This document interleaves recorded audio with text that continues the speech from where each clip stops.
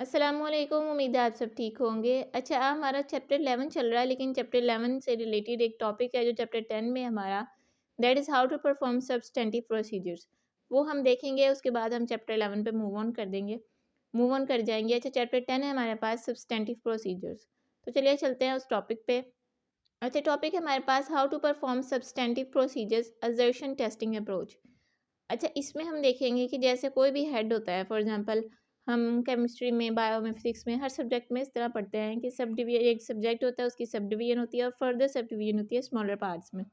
इसी तरह अगर हम देखें फाइनेंशियल स्टेटमेंट को, फाइनेंशियल स्टेटमेंट जो है फर्दर सब एरियाज़ में डिवाइड होती है और हर एरिया जो है वो फर्दर एजर्शन लेवल पे डिवाइड होता है नेक्स्ट एजर्शंस पे, ठीक है।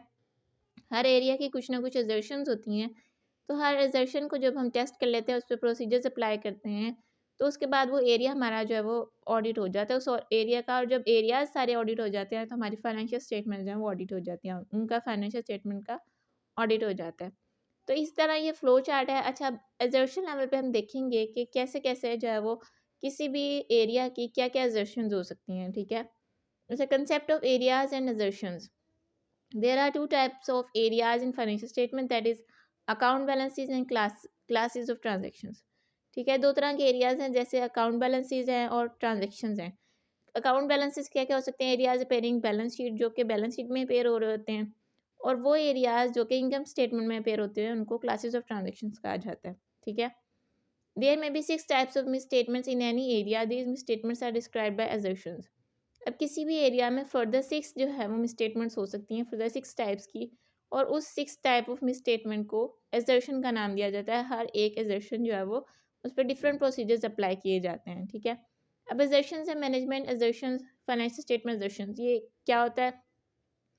एजर्शन भी कहा जाता है इसको, मैनेजमेंट एजर्शन भी कहा जाता है और फाइनेंशियल स्टेटमेंट एजर्शन भी कहा जाता है। एजर्शंस होती क्या है? Represented by management that are embodied in the financial statement. They are used by auditor to assess risk of misstatement and to obtain evidence। ठीक है, ये मैनेजमेंट जो है वो रिप्रेजेंट करती है। ये स्पेसिफिकली रिप्रेजेंटेड नहीं होता है, लेकिन ये क्योंकि एरियाज़ के सब एरियाज़ होते हैं, तो वो automatically by management he represent हो रही होती है, ठीक है। अच्छा, अब ये है assertions about account balances at period end, ठीक है। फॉर एग्जांपल अकाउंट बैलेंसेस के बारे में assertions, क्या-क्या assertions हो सकती हैं पीरियड एंड पे? उसमें हो सकता है, ये हमारे पास 6 तरह की जो है वो assertions होती हैं, जो किसी भी एरिया में एग्ज़िस्ट कर सकती हैं, ठीक है। इन assertions के अलावा जो है हमारे पास कोई और assertions जो है वो जो भी रिस्क जो भी इस एरिया से रिलेटेड होगा, वो इन 6 assertions के अंदर फिट हो जाएगा। इसके अलावा कोई भी कोई ऐसा assertion, कोई रिस्क ऐसा नहीं होगा जो इन assertions में फिट ना हो, ठीक है। सबसे पहले हमारे पास है एग्जिस्टेंस, कि ये जो एसेट लायबिलिटी है वो एग्जिस्ट करता है कि नहीं करता।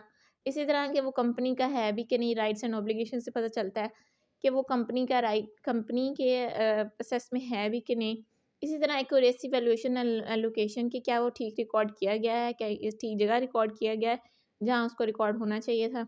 इसी तरह कंप्लीटनेस जो है, हम जैसे वो कहते हैं कि क्या ये ओवर स्टेटेड तो नहीं है। ओवर स्टेटेड पुराना वर्ड है, इसको अब कहा जाता है कि ओवर अकरेंस नाम दिया जाता है अब, और जो अंडरस्टेटेड को कंप्लीटनेस कहा जाता है। तो ये देखा जाता है कि क्या वाक़ई जो है वो रिकॉर्ड कंप्लीट है भी कि नहीं। There are no unrecorded assets और लायबिलिटीज़, कि कोई भी ऐसी चीज़ ना हो जो कि रिकॉर्ड होने से रह जाए, ठीक है। अब एक्जिस्टेंस और कंप्लीटनेस जो है वो एक दूसरे को कॉम्प्लीमेंट करते हैं, एक दूसरे के ऑपोजिट हैं, ठीक है। इसी तरह क्लासिफिकेशन के एसेट, लायबिलिटी और इक्विटी को उनके प्रॉपर अकाउंट्स में क्लासीफाई किया गया है कि नहीं।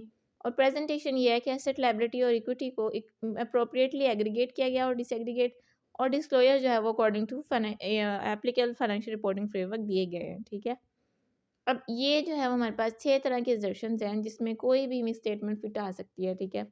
6 तरह की मिसस्टेटमेंट, 6 तरह के assertions को डील करने के लिए, तो जब इस तरह ऑडिट किया जाता है तो कोई भी मिसस्टेटमेंट रह नहीं जाती, ठीक है।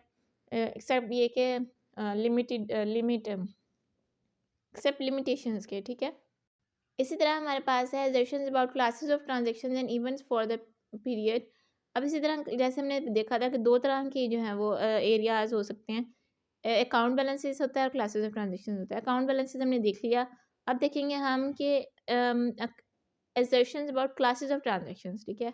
उसके बारे में देखेंगे क्या-क्या हो सकता है। अकरेंस होगी, एक्यूरेसी होगी, कट ऑफ होगा, completeness, classification and presentation. Occurrence ये है कि ओवररेटेड नहीं है, ओवरस्टेटेड नहीं है, ठीक है। एक्यूरेटली रिकॉर्ड किया गया है। कट ऑफ मतलब ये हमने पढ़ा था कि जो ईयर एंड पे ट्रांजैक्शंस होती हैं वो देखा जाता है कि इस ईयर एंड तक ये ट्रांजैक्शंस हैं।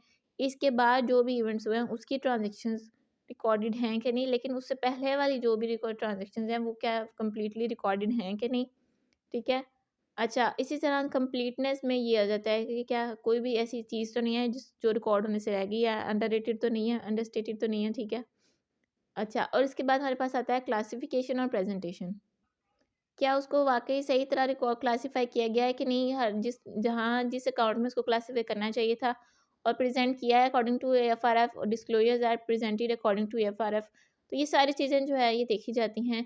अब हमने देखा assertions about balances at period end और assertions about classes of transactions for the period, ठीक है। अच्छा, अब ये वाली जो है ना, ये आपने देख लिया कि कैसे सब्सटेंटिव प्रोसीजर्स जो है परफ़ॉर्म किए जाते हैं असर्शन लेवल पे, ठीक है। तो अब आपने ये प्रोसीजर्स जो हैं ये अप्लाई करने हैं चैप्टर 11 के कॉन्सेप्ट पे, ठीक है? वहाँ पे जो टॉपिक है उस पे आपने अप्लाई करना है। ये देखिए, ये चैप्टर 11 का हमारे पास टॉपिक है audit risk and related substantive procedures. अब यहाँ पे हमारे पास ये रिस्क अराइज़ हो रहा है इंक्रीज़ इन रिसीवेबल्स या टर्नओवर रेशियो, ठीक है? अब इसका जो हमारे पास क्या रिस्क हो सकता है, वैल्यूएशन ऑफ डेटर्स। अब उसने यहाँ पे असर्शन लेवल का भी साथ में डिस्कस किया है कि डेटर्स का तो है इश्यू, लेकिन क्या है उसमें, वैल्यूएशन में। इसी तरह क्रेडिटर्स का तो है इश्यू, लेकिन किसमें, कंप्लीटनेस में, ठीक है। इस तरह असर्शन लेवल पे भी असर्शन जो भी होती है वो साथ मेंशन की होती है। आपने इसको प्रैक्टिस करना है कि जो भी रिस्क या इशू मिसस्टेटमेंट अराइज़ हो रही है, वो किस असर्शन लेवल पे अराइज़ हो रही है, ठीक है? उसका क्या असर्शन है। इसी तरह जो है वो फिर यहाँ पे हमारे पास की ऑडिट प्रोसीजर्स हैं कि वो किस तरह परफॉर्म किए जाते हैं। तो ये आपने ये टॉपिक जो है वो रीड करना है, स्टडी करना है इसको डिटेल में बुक से, और साथ साथ असर्शंस भी देखते रहना है। तो इससे आपको जो है ना आइडिया हो जाएगा, आपको ऑडिट पे ग्रिप अच्छी हो जाएगी। ठीक है जी, ये है हमारे पास वॉल्यूम 1 का 168 और 169 पेज। ठीक है, ये आपने स्टडी करनी है, इनको रीड आउट करना है। आज के लिए इतना ही, अपना ख्याल रखिएगा। अल्लाह हाफ़िज़।